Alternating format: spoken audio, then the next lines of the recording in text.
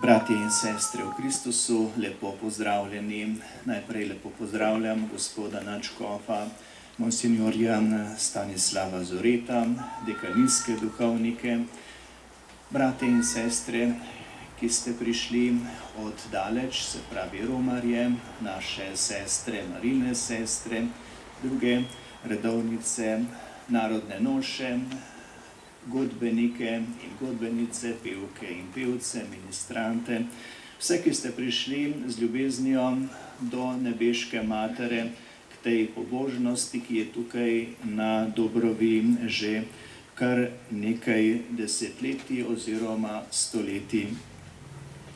Pri šmarnih mašah častimo Devico Marijo, premišljujemo njeno življenje in jo želimo v sebi upodabljati.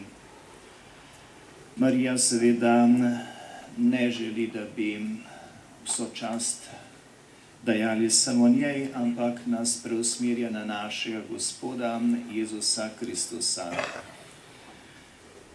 Vse torej lepo pozdravljam. Na začetku svete maše pa vabim, da skupaj obžalujmo naše grehe in slabosti, da bo naše bogoslužje Bogu in nebeški materi prijetno.